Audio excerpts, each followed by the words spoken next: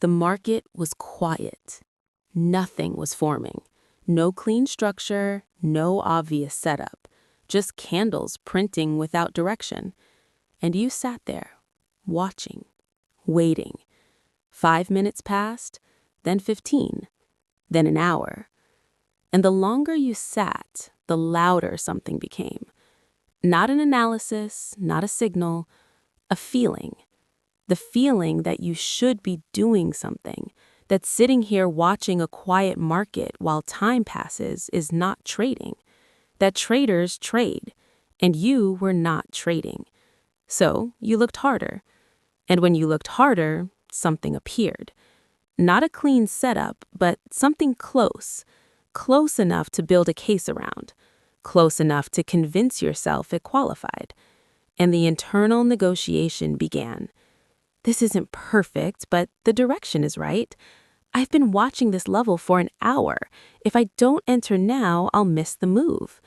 So you entered. Not because the market gave you a reason, because you needed one. And in that moment, the moment the need to act overrode the standard, you stopped trading the market. You started trading your emotions. That is what forcing a trade actually is. Not recklessness, not ignorance. A quiet, justified, entirely convincing internal negotiation that ends with a compromised standard and a trade that was never really there. In this video, we're going to examine exactly why that negotiation happens, what is driving it beneath the surface, and what the structural shift looks like that ends it permanently. Let's go deep. Part 1. What forcing a trade actually means. Forcing a trade is not always obvious. It does not feel reckless in the moment. It does not feel like a mistake. It feels justified. It feels like initiative. It feels like the natural response of an engaged trader to a market that is presenting something workable. And that is precisely what makes it so dangerous. Because the forced trade does not announce itself. It arrives disguised as opportunity. Here is what forcing a trade actually looks like at the decision level. You have defined criteria for your setups: structure, confirmation, alignment, risk to reward, all of it specified in your trading plan, written in a calm state, reflecting your genuine edge. Under normal conditions, when you are patient, when the session is going well, when there is no internal pressure to act, those criteria function as a filter. Setups that qualify pass through. Setups that do not qualify are left alone. But when internal pressure builds, when the session has been quiet, when boredom or impatience or frustration is accumulating, the filter changes. Not suddenly, gradually. The criteria do not disappear, they become negotiable, one by one, slightly. The structure is almost there, the confirmation is kind of present, the risk to reward is acceptable if I adjust the target. Each individual compromise feels small, reasonable, like the application of judgment rather than the abandonment of standards. But collectively, they represent a trade that does not meet the criteria written in the calm state, a trade that exists because of the emotional state of the trader, not because of the structure of the market. That is a forced trade. And the damage it causes is not just the loss it often produces, it's the erosion of the standard itself. Because every time a compromised trade is taken, especially when it occasionally works, the threshold for what qualifies lowers slightly, until the filter that was built to protect the edge has been quietly dismantled from the inside. Part 2. The neuroscience. Why the need to act feels urgent. Let's go inside the brain. Because the pressure to force a trade is not a personality weakness. It is a neurological response to a specific kind of discomfort. And that discomfort has a name: intolerance of inactivity. The human brain is not designed for sustained passive observation of a stimulating environment. When the environment contains movement, when charts are printing, when price is shifting, when potential patterns are forming, the brain's attention system activates. It locks on to the stimulation. It begins processing. It prepares for action. This is the default mode network transitioning into task-positive mode, the brain shifting from background processing to active engagement. And when that shift occurs, when the brain has oriented toward a stimulating environment and prepared for action, inaction becomes physiologically uncomfortable. The dopamine system, anticipating the reward of participation, generates motivational pressure. Act, engage, do something with the stimulation. And the longer that pressure is resisted, the longer the trader sits in an active market without trading, the more intense it becomes. This is why the first hour of a slow session feels tolerable, and the third hour of the same slow session feels almost intolerable. The pressure is not constant, it accumulates. There is also a second neurological layer specific to forced trading, the brain's need for cognitive closure. Research in social psychology has established that individuals differ in their tolerance for ambiguity and incompleteness. High need for cognitive closure individuals are particularly uncomfortable with open, unresolved situations. They prefer decisions, even imperfect ones, over the sustained discomfort of uncertainty. In a trading context, a quiet market with no clear setup is an open, unresolved situation. The question, "What is the market going to do?" has no answer yet. And for traders with high need for cognitive closure, that open question generates increasing discomfort over time. A forced trade resolves the discomfort. It closes the open question by creating a position, by making something happen, by ending the ambiguity of watching and waiting. The trade is not taken because it is valid. It is taken because it ends the discomfort of not knowing. And that motivation, discomfort relief rather than edge identification, is the psychological signature of every forced trade ever taken. Part 3. The emotional triggers. Let's identify the specific emotional states that most commonly produce forced trades, because not all forced trades come from the same place, and knowing the source changes how you address it. The first trigger is boredom, pure, simple, unmanaged boredom. When a session has been quiet for an extended period and no qualified setups have formed, boredom accumulates. And boredom in a stimulating environment, where charts are active and prices are moving, creates a specific kind of restlessness, the sense that something should be happening, that this time and attention should be producing something, that simply watching is not enough.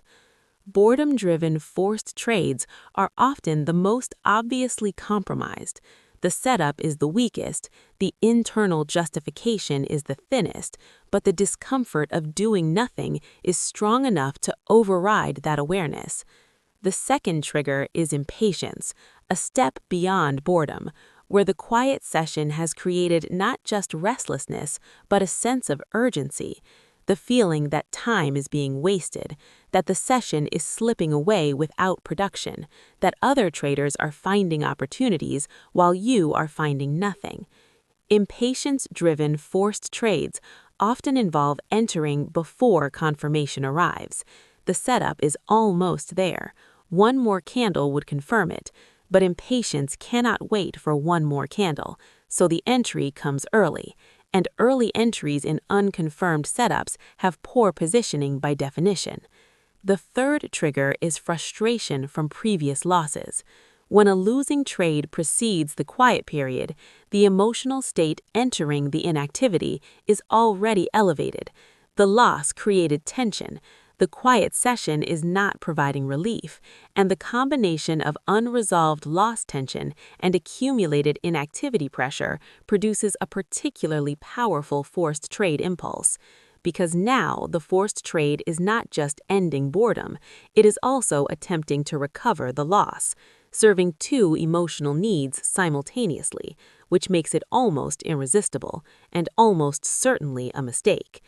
The fourth trigger is fear of missing opportunity. The quiet session produces the feeling that opportunity is forming elsewhere, that other markets, other timeframes, other instruments are providing setups that are being missed. This fear drives the trader to widen their search, to look at charts they don't normally trade, to consider setups outside their defined criteria, to force participation in a market they have no genuine edge in, simply because the alternative, doing nothing, feels like accepting that opportunity is passing. Part 4. The internal dialogue. There is always a moment, right before the forced trade is taken. A specific internal conversation that every trader who has ever forced a trade will recognize immediately. It goes something like this. The setup is visible. Not clean, but visible. The first thought, this isn't really my setup. The second thought, arriving almost immediately, but the direction is right. Third thought, I've been watching this for an hour. Something has to happen. Fourth thought, what if this is the move and I miss it? Fifth thought, the risk is defined. I'll just keep a tight stop. Sixth thought, this is close enough. And then the click. This internal dialogue is not random. It follows a pattern. It begins with honest recognition. This does not meet my criteria. Then it generates reasons why that recognition should be overridden. Direction, time invested, FOMO, risk management rationalization, standards negotiation, and it ends with the compromise statement, close enough. That phrase, close enough, is the linguistic signature of every forced trade. It acknowledges the standard and dismisses it simultaneously. Because the emotional pressure demanding action has become stronger than the analytical awareness demanding patience. Recognizing this dialogue, learning to hear it as it happens rather than after the damage is done, is one of the most valuable skills in trading psychology. Because the moment you can hear yourself saying, close enough, that is the moment you can stop and wait. Part 5. The consequence. Forced trades produce a specific and predictable set of consequences. The first consequence is poor entries. Because the setup was not fully formed, the entry level is not structurally justified, which means the stop is either too close, making the trade vulnerable to normal price fluctuation, or too wide, making the risk to reward unacceptable. Neither is a good trade. The second consequence is unclear risk. A valid setup has a clear invalidation level, the point at which the thesis is definitively wrong. A forced setup often lacks this clarity because the setup was constructed post-entry, built around the desire to trade rather than around genuine market structure. Without a clear invalidation level, stop placement becomes arbitrary, and arbitrary stops produce arbitrary risk. The third consequence is emotional management. Because the entry was not clean, the trader knows, somewhere beneath the surface, that this trade is not fully valid. That knowledge creates anxiety throughout the trade. They monitor it too closely, they exit too early at the first sign of adverse movement, or they hold too long, hoping to justify the entry. Neither produces good execution. The fourth consequence is the erosion of standards. This is the most significant long-term cost, because every forced trade, especially ones that occasionally produce small profits, lowers the threshold for what counts as a valid setup. Slowly, imperceptibly, until one day the trader looks at their trading plan and realizes they have not been following it for months. Not through a single dramatic abandonment, through hundreds of small, close enough compromises that gradually replaced it. Part 6. The identity connection. This connects directly to a deeper pattern. When identity is attached to being a trader, when the self-concept requires active trading to feel valid, inactivity becomes a threat. Not just uncomfortable, threatening. Because a trader who is not trading is not a trader. Or so the ego concludes.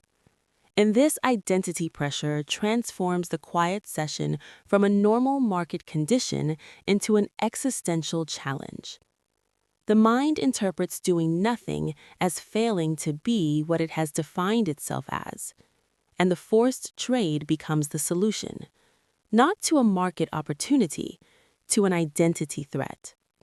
I am taking a trade, therefore I am a trader. I am active, therefore I am engaged. I am doing something, therefore I am not failing. Professional traders have decoupled this entirely. They do not define themselves by activity. They define themselves by process adherence. A session with 0 trades when 0 setups qualified is not a failure of identity. It is the system working perfectly. The discipline to not trade is experienced as a confirmation of identity, not a challenge to it. That reframe, from activity as identity to process adherence as identity, removes the ego pressure that drives forced trading entirely. Part 7. Lessons from Professional Traders. One principle shared consistently among experienced traders is this: no trade is also a trade. The decision not to enter when conditions do not justify it is as much a trading decision as the entry itself. It requires the same discipline, the same analysis, the same commitment to standards. And it produces the same edge protection, because every forced trade avoided is capital preserved, capital that is available for the next qualified setup, capital that is not being depleted by the cost of manufacturing opportunity from noise. Another principle observed among professionals who have maintained selective execution across extended periods is this: the market does not owe you a setup today. Some sessions produce multiple qualified opportunities, some sessions produce none, and the professional treats both outcomes with the same equanimity. Because the session's purpose is not to produce trades, it is to execute the plan correctly. 0 trades executed correctly is a successful session. 10 trades taken from forced setups is a failed one. That standard, applied consistently, eliminates the psychological pressure that drives forced trading entirely. Because when the session's success is measured by process adherence rather than activity level, doing nothing becomes as acceptable as doing something. And acceptable inactivity does not require forced trades to resolve it. Part 8. Practical Tools for Eliminating Forced Trades. Let's get concrete. The first tool is the close enough alarm. Whenever you hear yourself using the phrase close enough or any of its variants, almost there, basically qualifies, good enough, treat it as an automatic stop signal, not a yellow light, a red one. The moment close enough appears in your internal dialogue, the trade does not happen. No further evaluation, no additional justification. The phrase itself is the disqualification. Because close enough means the standard has not been met, and standards exist to protect the edge, not to be negotiated in moments of impatience. The second tool is the emotional state check. Before every entry, without exception, ask one question: am I entering this trade because the market has given me a reason, or am I entering because I need something to happen? If the honest answer is the second, write it down. Do not enter. Close the platform for 15 minutes. Return when the need has passed. This single question applied consistently eliminates the majority of forced trades, because forced trades cannot survive honest scrutiny. They depend on self-deception, and the question removes the self-deception before the click. The third tool is the session expectation reset. Before the market opens, write one sentence at the top of your trading plan. Today may produce 0 qualified setups. That is a successful outcome if I follow the plan. This pre-commitment to the possibility of 0 trades removes the expectation that every session must produce activity. And when the expectation of activity is removed, the pressure that drives forced trades loses its primary fuel. The fourth tool is the forced trade log. Every time you take a trade you knew was forced, every close enough entry, record it separately from your regular trade log. Note the emotional trigger. Note the internal dialogue. Note the outcome. Over time, this log builds a personal evidence base, your own data showing what forced trades cost you, not theoretically, specifically, in capital, in emotional energy, in the erosion of standards. That evidence, accumulated over weeks and months, is more persuasive than any external instruction about why forcing trades is damaging, because it is your evidence, from your trading, proving the cost in a way that cannot be rationalized away. Closing. The market did not ask you to force that trade. You did, because something inside you needed action more than it needed edge, needed something to happen more than it needed something to qualify, needed the discomfort of inactivity to end more than it needed the standard to be met. That need is human. It is neurological. It is the predictable response of a brain designed for engagement operating inside a market that rewards patience. But understanding it does not mean surrendering to it. It means building structures that interrupt it before the click. The close enough alarm, the emotional state check, the session expectation reset, the forced trade log. Each of these tools places a layer of protection between the need and the action, between the discomfort and the compromise, between the quiet market and the manufactured opportunity. Because the market will always produce noise, and noise will always look like something to a brain that needs to act. The question is whether your structure is stronger than that need. Build the structure, apply it before the session, let it carry you through the quiet hours, and when close enough appears in your mind, hear it for exactly what it is: the beginning of a mistake, not the beginning of a trade. Your growth as a trader begins with self-awareness. The rest follows. I'll see you in the next video. Until then, control your mind.